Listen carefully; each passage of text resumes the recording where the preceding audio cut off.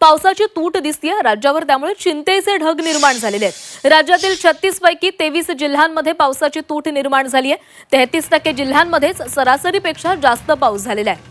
L निनोच्या प्रभावामुळे राज्यावर दुष्काळाचं संकट ओढावलेलं आहे।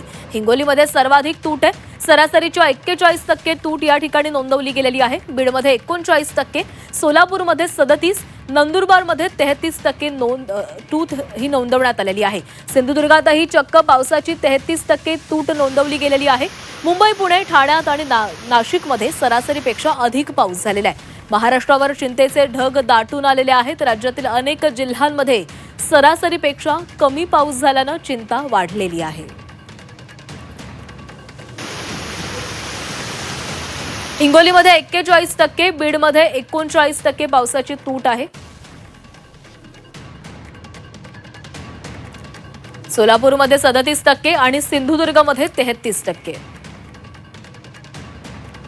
नंदुरबारमध्ये 33% आणि अमरावतीमध्ये 31%, चंद्रपूरमध्ये 28%, जालनामध्ये देखील 28%, नागपूरमध्ये 26% आणि अकोलामध्ये 25% पावसाची तूट नोंदवली गेली आहे। गडचिरोलीमध्ये 23%, लातूरमध्ये 23%, परभणीमध्ये 22% आणि धाराशिवमध्ये 20% तूट, नांदेडमध्ये 20% आणि वाशिममध्ये 19%, अहिल्यानगरमध्ये 17%, साताऱ्यामध्ये 14%, भंडाऱ्यामध्ये 12% आणि सांगलीमध्ये 8%,